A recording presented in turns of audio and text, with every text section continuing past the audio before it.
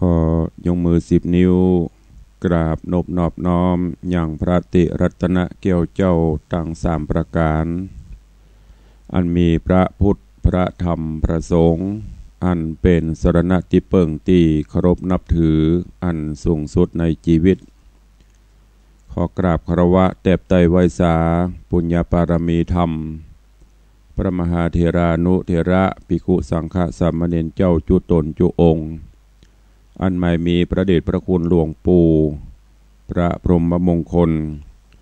ที่ปรึกษาเจ้าคณะภาคเจ็ดเจ้าอาวาสวัดพระธาตุเจ้าสรีศรีจอมตองพระเดชพระคุณหลวงป่อท่านเจ้าคุณพระเทพโกศลที่ปรึกษาเจ้าคณะภาคเจ็ดเจ้าอาวาสวัดศรีโสดาพระอารามหลวงพระเดชพระคุณหลวงป่อท่านเจ้าคุณพระเทพปริยัติเจ้าคณะจังหวัดเชียงใหม่เจ้าอาวาสวัดเจ็ดยอดพระอารามหลวงเป็นต้นเป็นประธานครูบาอาจารย์พระมหาเถระพระสังฆภิกขุสงฆ์สามเณรจุตนจุองค์โดยความเคารพเจริญสุขเจริญปอนปอออกไม่ออกศรัทธาญาติโยมติ่นจองห้องวัดจุหนุ่มเท่าใจยิงขอน้อมต้อนรับทุกท่านเข้าสู่รายการมรดกธรรมกำเมืองต่างสถานีวิทยุกระจายเสียงพระพุทธศาสนาแห่งชาติและสังคมคลื่นเพื่อการศึกษาพระพุทธศาสนาและวัฒนธรรมส่งสัญญาณออกอากาศณวัดไฟหินตำบลสุเทพอำเภอเมืองจังหวัดเชียงใหม่ในระบบคลื่นความถี่ FM 104.50 เมกะเฮิรตซ์สถานีวิทยุพระพุทธศาสนาวัดหนองไก่ตำบลสันปะยางอำเภอแม่แตงจังหวัดเชียงใหม่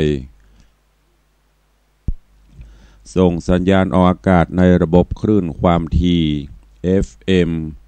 99.75 102.0 และ 89.25 เมกะเฮิรตซ์สถานีวิทยุพระพุทธศาสนาจังหวัดเชียงราย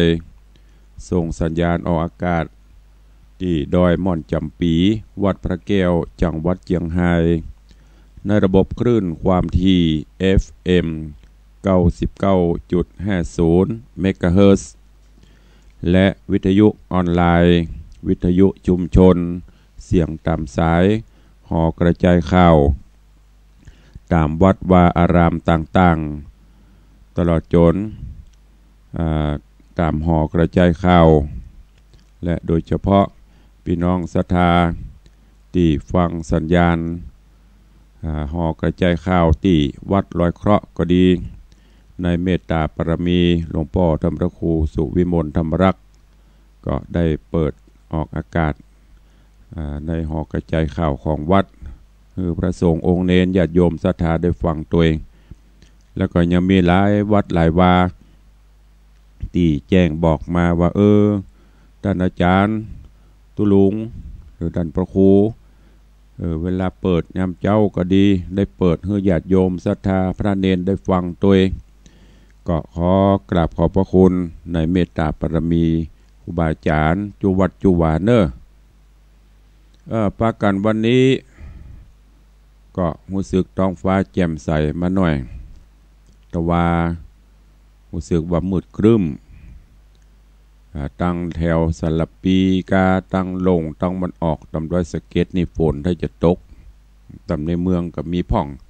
แต่ในวังนี่บ่มีขวายมากก็เป็นแดดออก อากาศจะอี้ก็รู้สึกว่าสุขภาพบ่ค่อยไหวเนอะโดยเฉพาะโรคจังหวัดหรือว่าเป็นวัดเป็นไอแสบคอแสบหูแสบตานี่ก็มาเยือนกันพ่องอีพ่ออีแม่พ่ออุ้ยแม่มอนเฮาก็ระมัดระวังดูแลสุขภาพร่างกายตัวเนอะเวลาขณะนี้6 โมงป่ายแล้วแสงเงินแสงทองจับขอบฟ้ารุ่งอรุณวันใหม่ได้มาถึงอายุอานามเฮาก็เสี่ยงกันไปแถมวันตื่นเช้ามาก็ทำภารกิจส่วนตัว ท ตรียมกายเตรียมตัวเตรียมใจ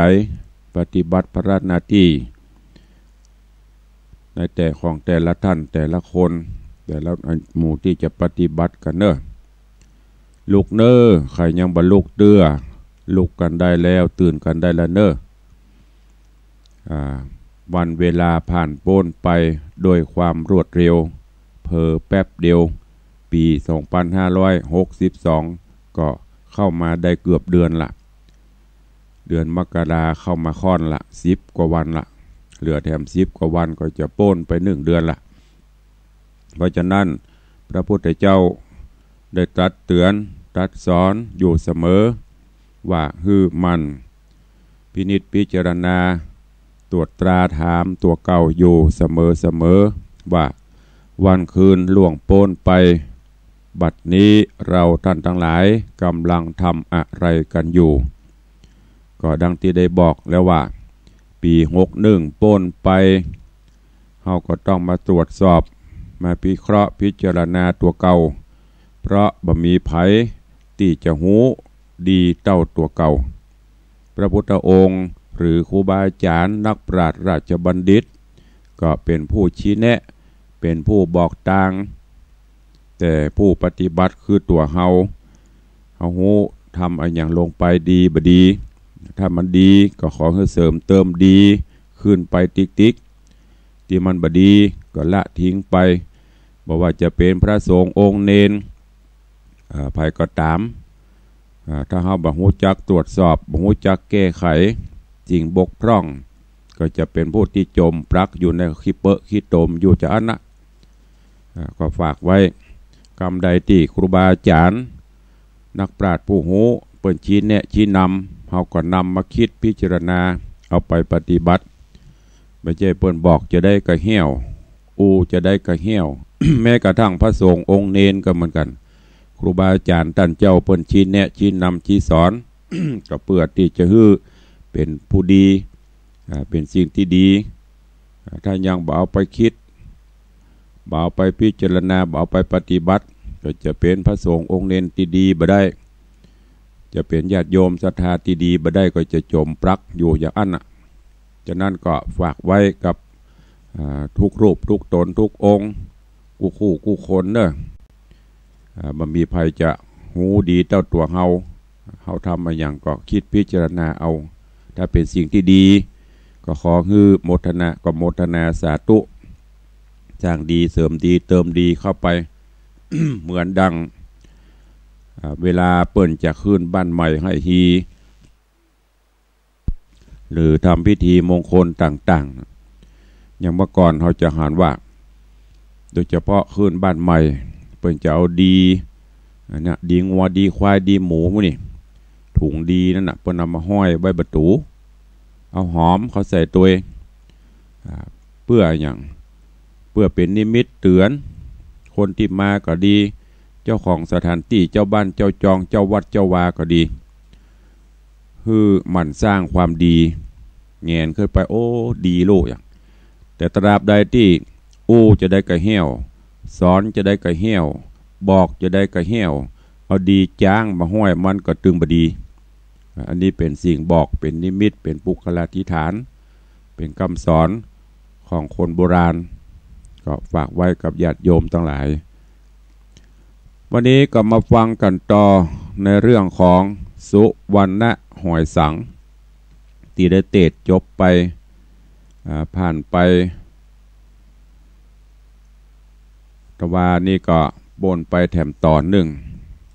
วันนี้ก็มาฟังกันต่อเรื่องราวในตอนที่แล้วเป็นโดยบุพกรรมของ2 แม่ลูกก็คือโพธิสัตว์เจ้าแล้วก็กับแม่จันตะเทวีตอนแรกก็ได้เกิดมาได้พบได้ปะลู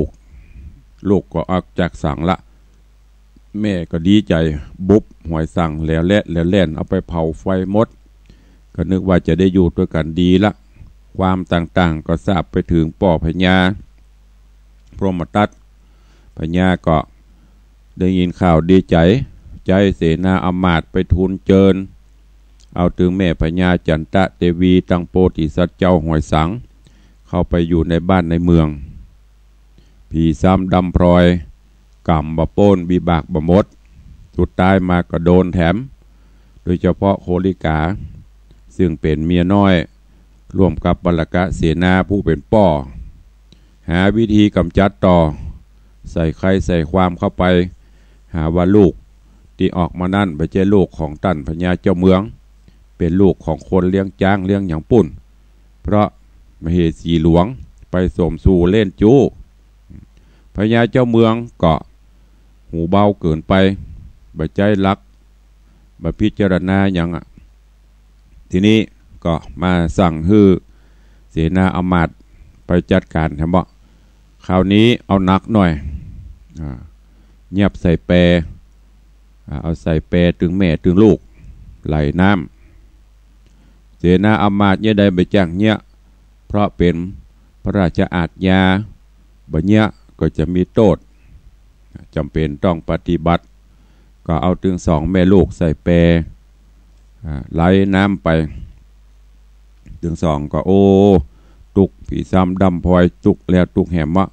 นึกว่าจะอยู่ดีสบายสุดท้ายมันก็โดนแถมแปรก็นำปลาสองแม่ลูกไหลไปตามกระแสแม่น้ำในขณะนั้นลมหลวงเนี่ยบนห้องว่ามันมีจริงไปหน้าคือกำไผ่กำมันลมก็มาปัดแปรก็แตกแยกไปสองแม่ลูกปัดพเนจรไปคนละทิศละทางละตีละแห่งแม่พญาจันตะเทวีก็ปุ่นลอยตัวแปรไปแหมผางไปติดอยู่หิมตาน้ำไปกำเอากิ่งไม้ไว้ได้นั่งอยู่บนกิ่งไม้ห้อยไต่กิ่งไม้ไปนั่งอยู่ก็บุญก็ยังมีอยู่ในขณะที่อยู่ที่หั่นก็มีคนใจเสียถีคนใจของท่านันใจเสียถีบ่ฮู้ว่าอย่างโดนจิตโดนใจก็ค่อยมาที่ตาน้ำพอมาก็มาหั่นใส่มเหสีจันตะเทวีโอ้นั่งห้อยอยู่บนแง่ไม้ก็ทีแรกก็ตกใจนึกว่าผีหลอกพากันไปพอใกล้ๆได้สติขึ้นมาก็โอ้ไปใจผีรู้นี่เป็นคนให้หาลูกหาเต้าให้หาสุวรรณหอยสังเนื้อตัวมาเป็นดีพอผมเผาลุงลังมดคนใจเสียทีก็ไปบอกลงมาจากกิ่งไม้ง่ามไม้แล้วก็สอบถามต่างๆนานาจนได้สติดีก็นำปลาไปหาป่อเสียถีท่านันใจเสียถีที่เมืองมัตตราชท่านันใจเสียถีได้ฟังเรื่องราวต่างๆก็อินดูก็เลยฮับเอาเป็นลูกบุญธรรมเป็นลูกเป็นเต้าของเสียถีอยู่ที่เมืองมัตตราชย้อนกล่าวถึงโพธิสัตว์เจ้าสุวรรณกุมารหรือสุวรรณหอยสังอันนี้ก็ลมปัดไปแหมตีหนึ่งแล้วก็บุญมาวาสนาก็ยังมีอยู่พญานาคมาหุมาหันเข้าใส่ก็เอาเหือเงินเหือคำมาฮับเอาไปอยู่ปุ่นลงไปอยู่ในเกาะเกี้ยวเป็นที่อยู่ของพญานาคตลอดจนไปหาตาม ในเมืองบาดาลเมืองนาคโพดไปจนปุ่นไปถึงที่อยู่ของปฤษี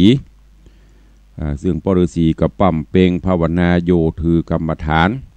เพ่งพินิจพิจารณาเพ่งญาณอยู่ก็หูหันถึง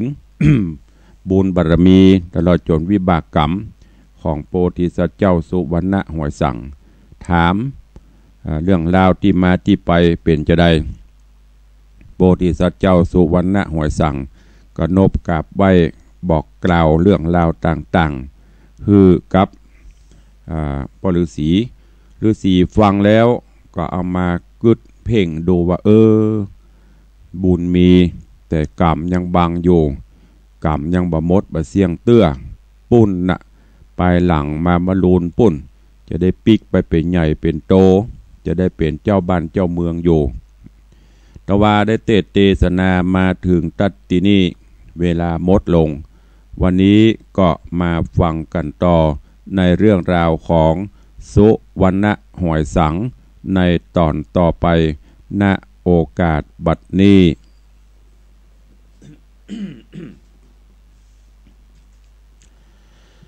นะโมตัสสะภะคะวะโตอะระหะโต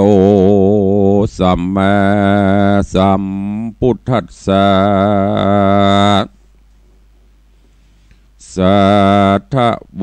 ฟังลาโสตุจันนาสัพปุริสะตังหลาย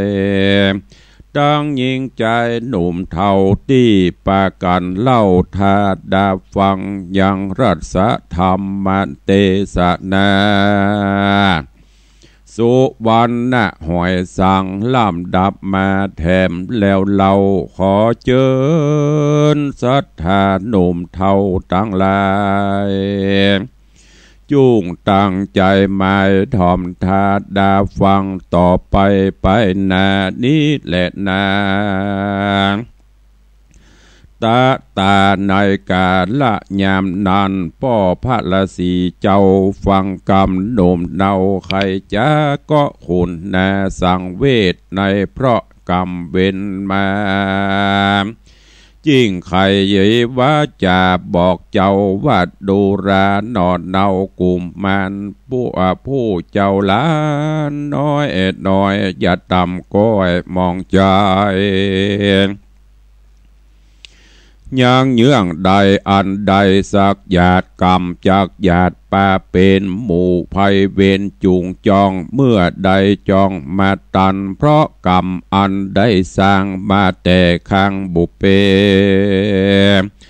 มาตัวเตรีดมางที่กำข้างโลกาส่วนบุญแน่ก็กำไปหลังซ้ำจักดีเป็นผู้มียศกว้างเป็นเจ้าจ้างขุนเมืองเป็นผู้เรื่องโดยลาบเตจะภาพสัตโธเป็นที่มุโตคุณนาแห่งเทวดามนุษย์หลวงใต้สุดโลกาส่วนมัตตาแม่เจ้าจักมาโป๊บเล่าไปโลนส่วนพระเวทตนป้อเต้าไทยนอลาจาองค์ปิตานันเล่าก็หากเต้าจักปะในกาละเมื่อซอยบอกกาดก้อยเสียนายหรือจักฮือเห่าไปส่งเข้าเถิงลงปาลาเพราะมักกาเตียวไตมียักษ์ใหญ่อาศัยและเต็มไปโดยผีวิศาจตัวร้ายลาดนักหนาและลานเฮ้ยในกาลานอนนาเลยเจ้ากุมแมนฟังกำขานป้อละสีอันผ่านนี้ฝักเฟื้อใจไฟเอื้อคุณนาจริงนบวันตาน้อมไว้ว่าพระป้อไทยละสีนาบุญมีมากกว้างโดนก่อสร้างตั้งบุญทะลงกุลอันใหญ่กับต้านจักเมตตาการต้านจักเมตตาก็ขอบอกมักกาเตียวไต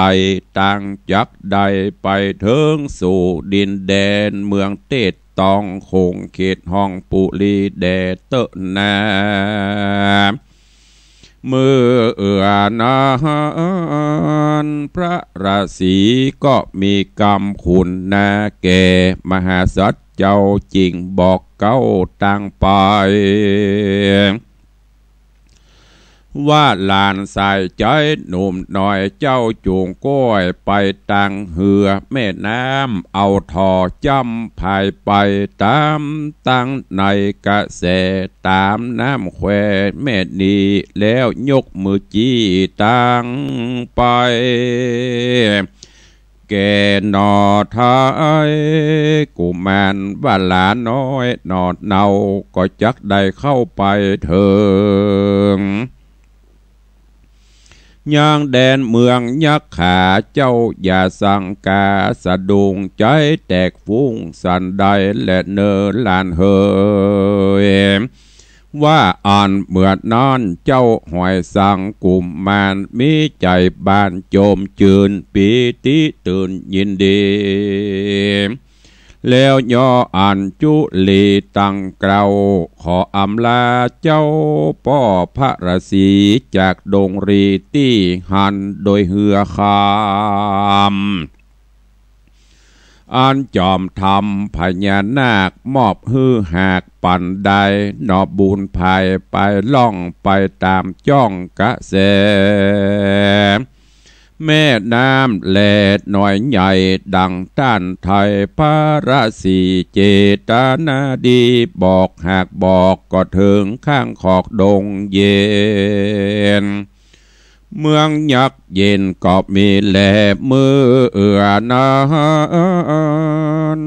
หมู่ยักษ์ตั้งหลายหมู่ผีพายหันเจ้าป้ากันเล่นเข้ามาหา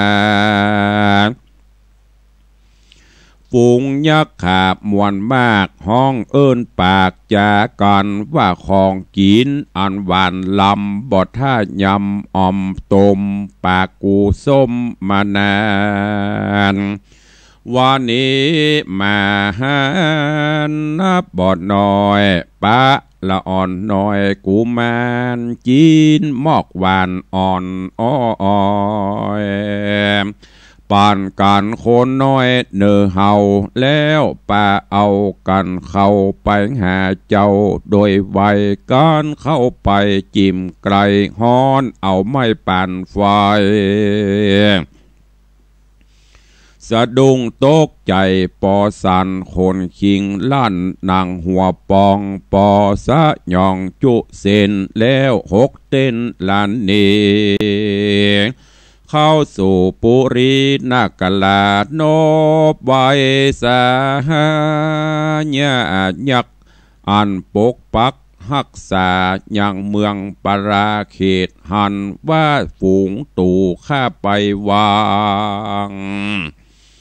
ป้าใส่อย่างใจน้อยตัวหนุ่มน้อยเด็กขาขี่นาวะขี่นาวามาหันยามเมื่ออันลงแร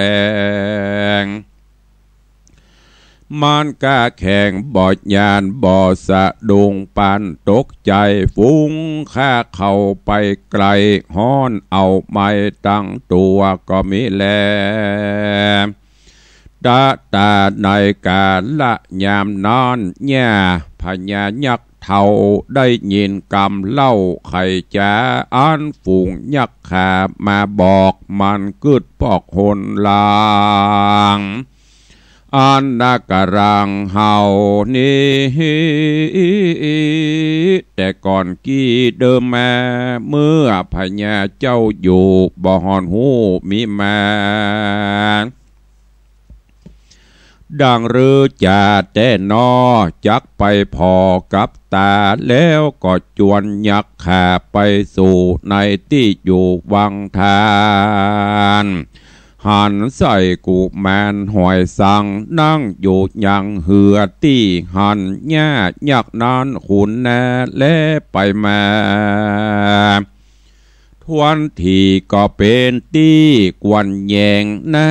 งก็มาฮักแป่งบอดน้อยยังบ่าวน้อยอุดมเนื้อเกลียงกลมบอดเศร้าหญ้ายักษ์เท่าสีเนงหาดังบุตรตาลูกเต่าจิงออกปากเกล่าใครจะจวนเอามาหาสัตเจ้าฮือเข้าไปในวัง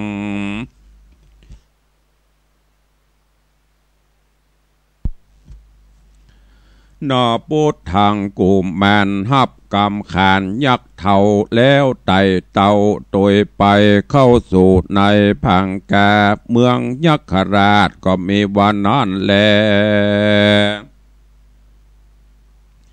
โสปิส่วนเจ้าหอยสังกุมารสุขยังคานบ่อเศร้ากับแม่เจ้ายักขาดในพังกาภาษาทยักขราชเป็นยักขราชปงกามมอบหอคำเฮือเจ้ากับตังเข้าของสมบัติเครื่องกษัตริย์เต้าไทยตกแต่งเฮืองามงอนตั้งอาพรเครื่องยองอันอยู่ห้องหอใจมุกดาใสมดสว่างตั้งตาตั้งลานหูแก้วแวนดูสะอาดสังวานขาดงามดีญาญาขีฮือเจ้าจากกล่าวเล่าลมควันว่าองค์สุวรรณลูกแม่เป็นเจ้าแด่สุดใหญ่อย่าไปไหนจากนี้อยู่ที่นี่กินเมืองแตนบุญเรืองป้อเจ้าละคาบเก่าปีปลายเนื้อลูกใจเจ้าแม่แดนแต่นี้เมื่อนาพระโบตาอย่าไปไหนจุงอยู่ในมนเตียนสุขสะเทียนเตียงเต้าขอลูกเต้าอยู่หอใจอย่าไปไหนแอวเลนหกวิ่งเต้นไปนอกที่ดาวขอกหนเหนืออย่าขึ้นเมื่อบนภาษาทญ่ายักราชบอกกล่าวจีบอกเจ้าไข่ปันแก่สุวรรณหอยสั่งแล้วเรียกยา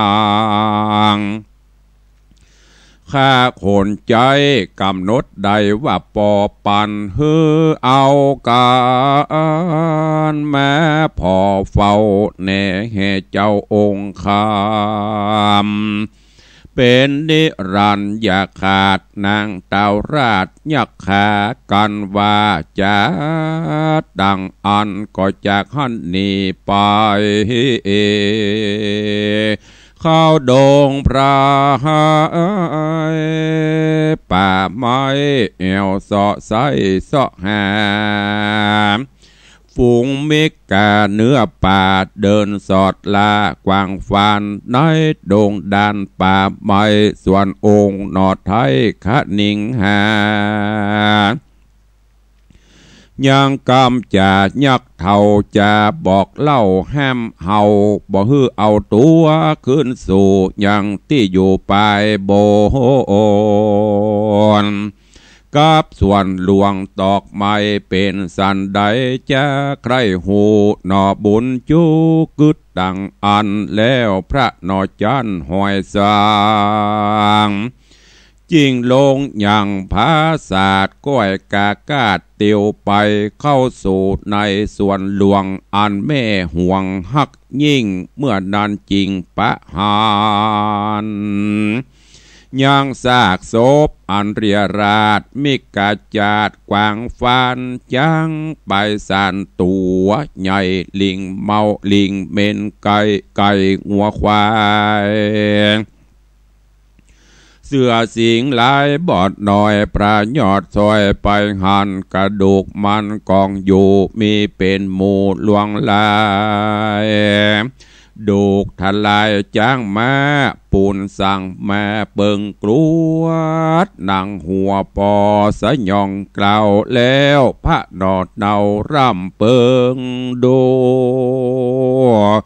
ว่าโอ้ยนอแม่กูนี้เป็นดังอีใจดำมากะต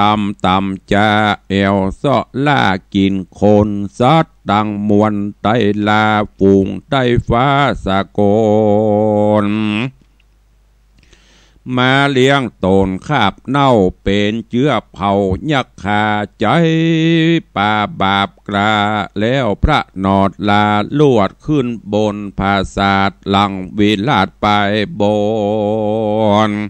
อันแม่ตนแหมไว้เจ้าหนอไทยไปหันของสำคัญวิเศษเครื่องติบเตดรัตนาจังอาภาลานาเครื่องย่องอยู่ในห้องห่อใจน้ำบ่อใส่คำเงินงามรุ่งเรืองเมืองมาบจักใครอาบลองดูสลีบุญจู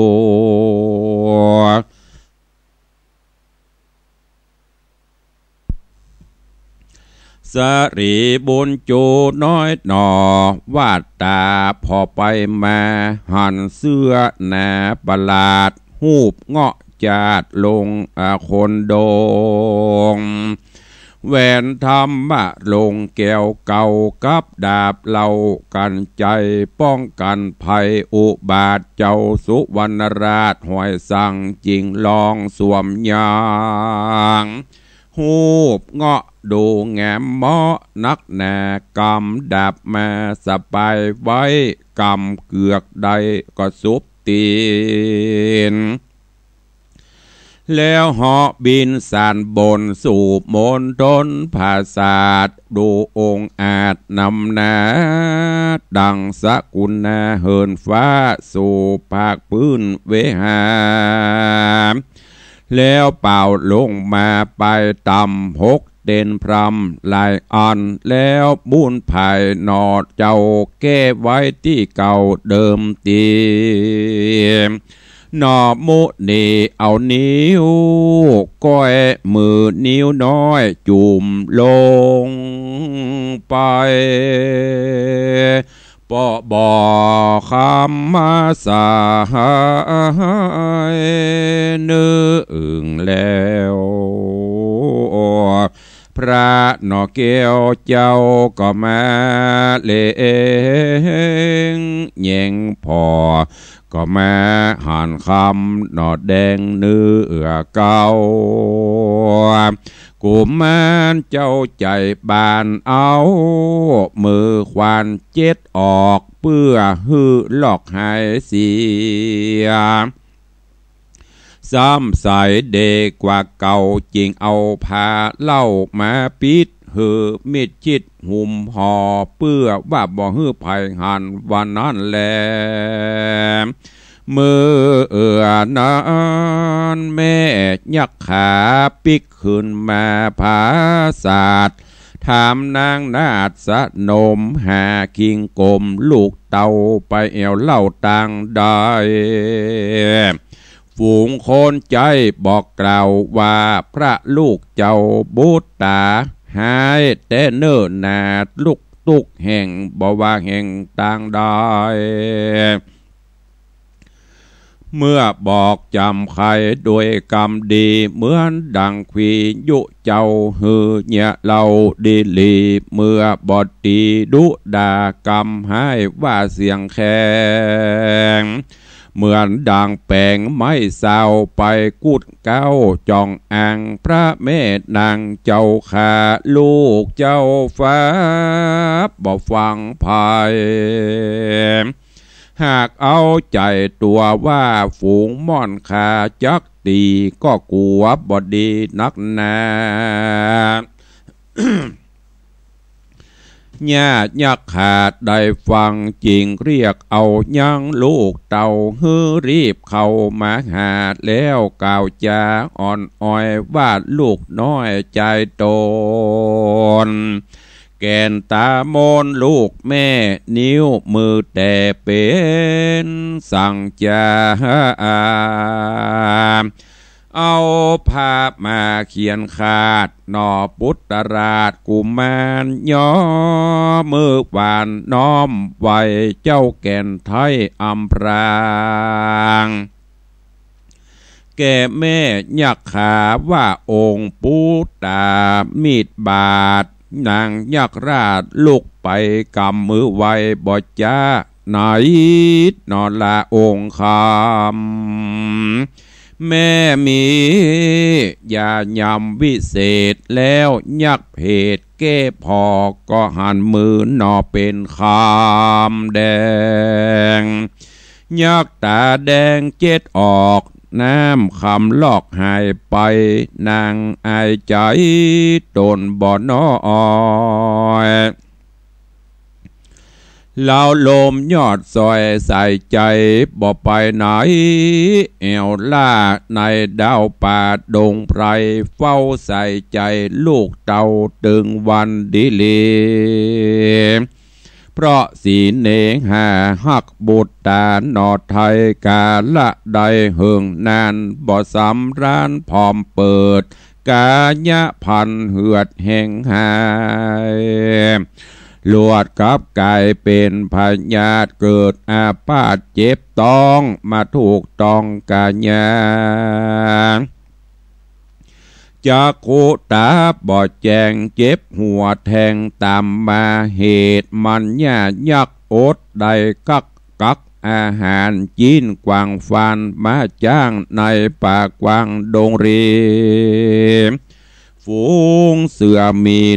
ลิงเมนได้โอดเว้นมานานขาดอาหารกินเนื้อเกยกินเมื่อเดิมอ่อนมาตาร้อนอดกลั้นกาละวันหนึ่งมาฮอดจริงบอกเกยยอดเกี่ยวยอดบุตรตา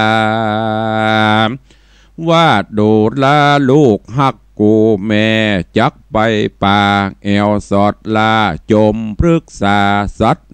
นาใหญ่ไตฟูงละไว้กวางฟาน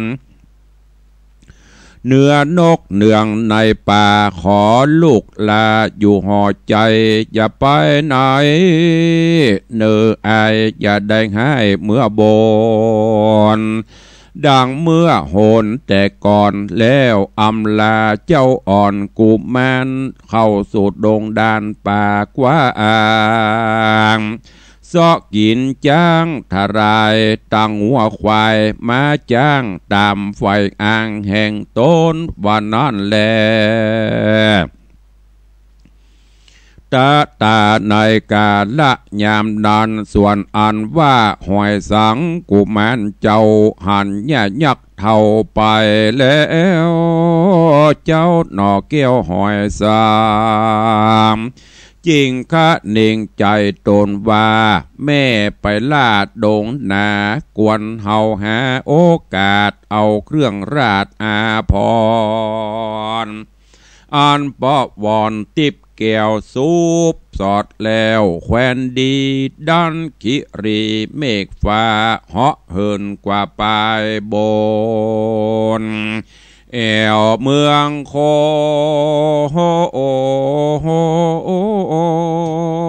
โลกลาตัวขอบฟ้าจักรวาลการกุมารคณิง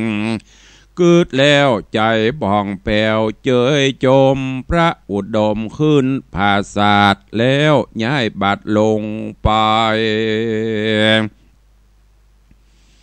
บอกคำใส่เลิศแล้วพระนอแก้วหันตัวตนเป็นคำตั้งมวลไปเสียงใสเลี้ยนเกลียงมีวานแล้วก็ผ่านจากบ่อเข้าไปล่อสวมยังวิลังกาลูบเงาะอันด้วยอันเหมาะเร็วไวถือดาบกันใจมาคาดแล้วย่างบาดไปเอาเกือกแก้วเหล่าเลิศลำซุปสอดซ้ำปาตา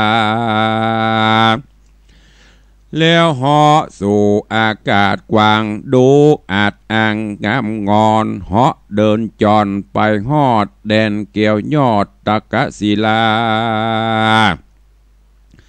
แล้วก้อยเหาะลงจากฟ้าหนอพุทธา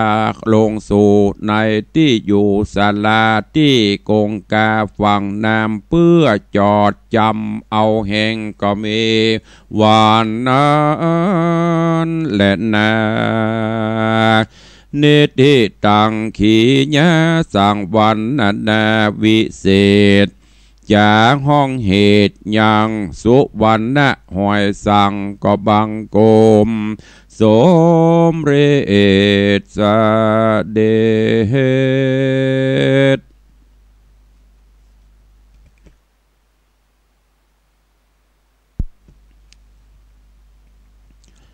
วันนี้ญาติโยมศรัทธานาบุญเฮาเจ้าข้าทั้งหลายก็ได้ฟังยังสุวรรณะหอยสังจบลงไปแหมตอนอันเป็นตอนที่4เรื่องราวก็ม่วนงันสั่นเล่าขึ้นถึงวันเนอะขาดมาได้ละมาได้ฟังกันสักเจ้านี่ก็จะบ่ม่วนเนอะตอนนี้สุวรรณะหอยสังหลังจากที่โดนใส่เปไปโดยปุญญาปารมีก็ยังปบปะแต่สิ่งที่ดีตอนนี้พญานาคเอาเหือคำมาฮับลงไปดันดนไปปุ้นจนถึงที่อยู่พ่อฤาษีแล้วก็บอกกล่าวพ่อฤาษีขอบอกพ่อฤาษีบอกทางไปทางหน้าพ่อฤาษีก็บอกเฮือจนไปปะใส่ยักษ์ตอนนี้ยักษ์บริวารจะกินกินบ่ได้เข้าใกล้ก็ฮ้อนสุดท้ายก็ไปบอกแม่พญายักษ์แม่พญามาปะใส่ก็ซ้ำอินดูขุนนาหลงครั่งใครเขาได้เอาไปเป็นลูกเป็นเต้าก็เอาเข้าไปเลี้ยงเป็นลูกเป็นเต้าแล้วก็แนะนำพร่ำสอนสถานที่ต่างๆที่ไหนควรไปที่ไหนบ่ควรไป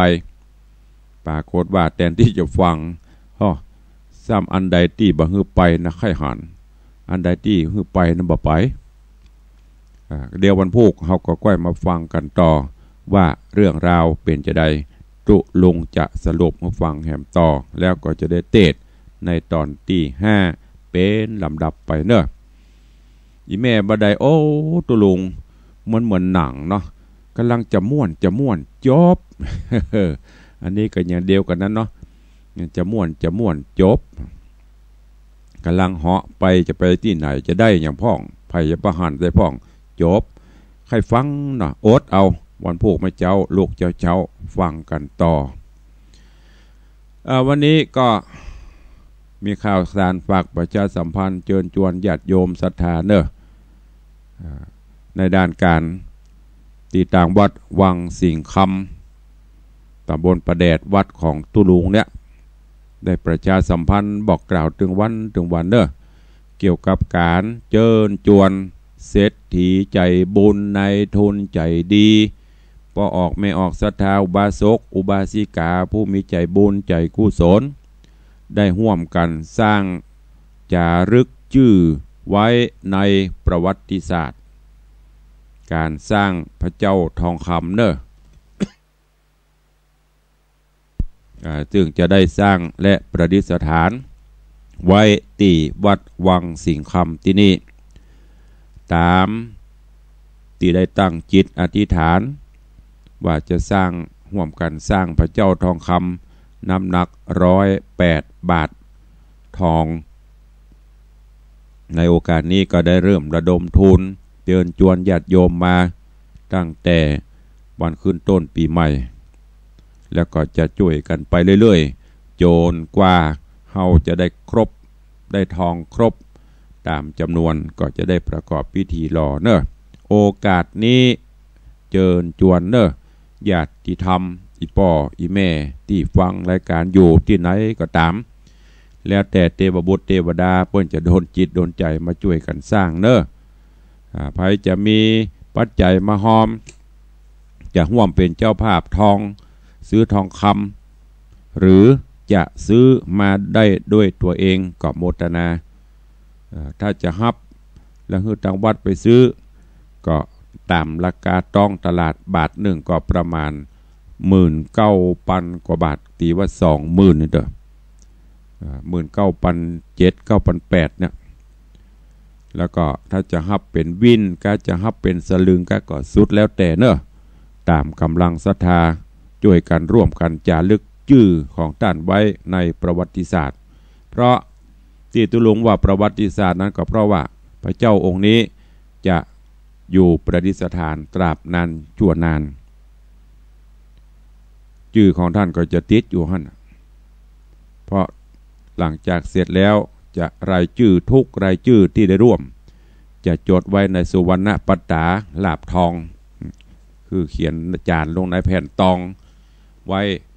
ที่ประดิษฐานพระเจ้าชวนลูกชวนหลานเขาเนอะเชิญชวนทุกท่านตัว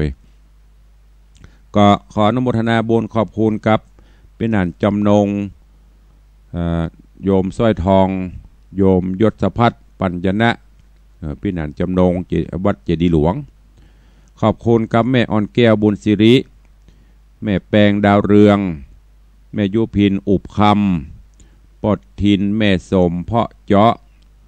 แม่แก้วลูนแปงทิพย์ขอบคุณอนุโมทนาบุญกับแม่โสภิลักษ์จักรภาวงศ์แม่นัชพินแสงแก้วแม่สุดใจสุภาโยมแม่เตรียมตาเฉียบแหลมแม่อัมพรฤทธิ์เพนขอบคุณโยมพ่อสมบูรณ์แม่ศรีนวลนามวงแม่สุมนหินสดแม่กาญจนาใสเขียวแม่อุ้ยจันดีตาอินนางพัทราตาอินขอบคุณกับแม่จันฟองกิ่วแก้วและขอกราบขอบพระคุณในเมตตาบารมีพระเดชพระคุณหลวงพ่อท่านพระครูสุวิมลธรรมรักษ์ท่านเจ้าอาวาสวัดลอยเคราะห์ได้ร่วมโมทนาบุญวันพุธจะไปร่วมงานอายุวัฒนมงคลวันเกิดของเจ๊อัมพรตนะกูลตัวหลวงพ่อว่าวันพุธอาจจะเพิ่มเพื่อมาได้สักบาทคนแล้วหลวงพ่อร่วมมาละ1,000 บาทยังไม่ได้วินเดเนอร์ปันนี่นะถ้าบานก็20,000วันพุธผมว่าวันเกิดเจ๊อัมพรเดเนอร์ถ้าฟังอยู่นะแฮปปี้เบิร์ธเดย์วันพุธอย่างน้อยถวายทองคำห่วมรอพระเจ้าสักบาทเนอเจ๊เนอ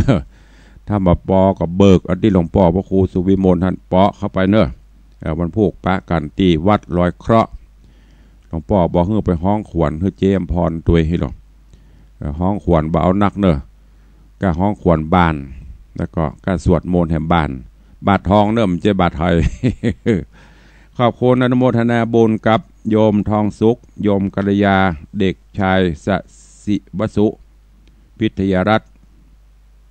แล้วก็แม่วันวิไลกิ่วแก้วขอบคุณกับป้าอุ้ยปันแม่อุ้ยทาแม่อุ้ยตาป้าอุ้ยปันแม่อุ้ยตาภูคามบ้านแม่โจแม่อุ้ยจิน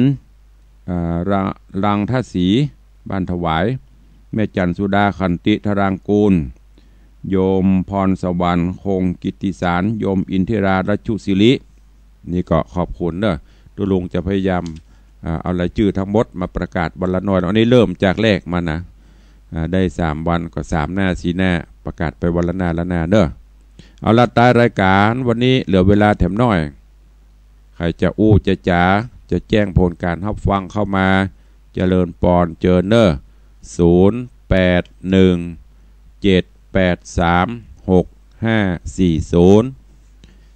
ขอบคุณกับทุกท่านที่ได้ติดตามรับฟังเนอะเป็นประจำกูเจ้าตั้งเจียงไฮ้นี่ฟังกันเมื่อแรงเนอะที่ฟังสัญญาณจากวัดพระแก้วพี่น้องศรัทธาต่างอำเภอแม่ลาวก็ดีต่างอำเภอเมืองต่างแยกพ่อขุนหลายอำเภอตั้งเจียงไฮ้ที่รับสัญญาณจากวัดพระแก้วก็ฟังอยู่ถ้ามีกุศลเจตนาใครห่วมสร้างพระเจ้าทองคำก็เจริญปอนเจนเนอร์พี่น้องต่างเจียงไฮ้เขานะสายแรกวันนี้มาจากไหนเจริญปอนจากที่ไหนปาลานดอยสะเก็ดว่าจะได้พ่อวันนี้ขอบคุณนักเนอมีโอกาสก็เข้ามาร่วมกันเนอะให้มันแล้วเนอะสาธุเจริญปอนจากปาลานดอยสะเก็ดสายแรกวันนี้สายที่2จะมาจากที่ไหนเข้ามาเนอะ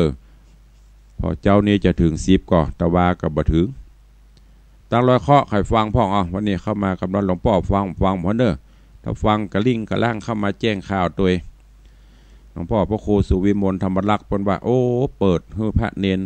เ ปิดฮือศรัทธาได้ฟังในวัดลอยเคราะห์นี่โอ้เตบุตรเตบดาก็ได้ยินหรอกสาธุอนุโมทนากราบขอบพระคุณถ้าฟังอยู่ก็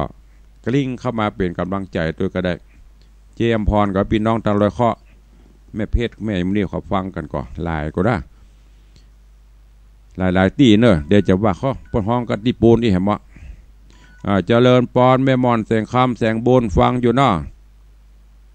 เจริญปอนขอบคุณนะแม่อุ้ยมอนเนอถ้าอัน648ขึ้นมาเขาจำได้ละของแม่มอนแสงคำ2 สายสายที่3มีก่อตั้งเหนือรอโซนตั้งเจดีแม่ครัวเพิ่นถ้าจะโรยกันบ่ฮู้ตะวาวันนี้ดักปิ้งตะวาวันอย่างก็วันโจก ไผได้โจกไผได้ใจพ่องโทรเข้ามาห่วมเด้อใครได้โจกนักตะวาก็เอามาห่วมสร้างพระเจ้าทองคำตัวไผได้ขึ้นไปตั้งเหนือเนอะไปลืมแบะเบียนกราบนมัสการหลวงพ่อท่านผู้อำนวยการสถานีวัดหนองกายเนอะไปแวะไปเวียนไปเยี่ยมไปกราบพระพุทธรูปพระเจ้าปัน500 ปีกับอายุพระเจ้าของเปิดงามเนอะได้ขึ้นไปถ้าจะขึ้นไปเอวไปอย่างตำปูนก็ไปแวะพี่น้องต่างบ้านเหนือต่างโซนต่างเหนือเฮาตัวเองไปแวะไปเวียนไปเยี่ยมไปเยือนไปร่วมทำบุญสมทบทุนกันน้ำกับไฟสถานีโดยพ่องไม่ใช่สถานีบอกโทรบอกตุลุงวังสีคำตุลุงวันนี้วัดหนองกายดักปิ้งก็ตัวไปช่วยพ่องกันเด้อที่มันแอบนี่มันก็กันน้ำกับไฟกับบริการอย่างนักเปิ้ลมาห้องนะแต่ตุลุงบอกนะถ้ามีโอกาสก็ไปห่วมบุญกุศลโดยเปิ้ลอย่างแม่วันดีราชกุลนี่เปิ้ลหอมตลอดเปิ้ลไปท่านตลอดหลายท่านถ้ามีโอกาสก็ไปห่วมด้วยกันเนอะถ้ามาตั้งในเวียงก็จะไปละไปลืมสถานีวิทยุวัดฝ่ายหิน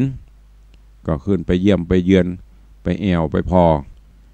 เปิดเพื่อได้เข้ากราบนมัสการหลวงพ่อพระครูปริยัติยานุศาสตร์รองอำเภอไปแอวไปเยี่ยมพอเนอะปู่โจมปู่จาแผ่นซีดีก็มีไปขอที่ท่านผอ.พระครูสมุวิสุวัฒน์เปิ้นจะไล่เฮ้อปู่จาเอาเนอะหรือมันก็ซื้อแผ่นขึ้นไปขอเปิ้นไล่เฮ้อมีสองสถานมี2 ลายอย่างหายไปแต่ว่ามี7-8 สายวันนี้มี2 สายพระพุทธพระธรรมว่าเนาะมี2 สายดีกว่ามีสักสายเหลียวพอเวลาจะหมดแล้วเดี๋ยวอู้ไป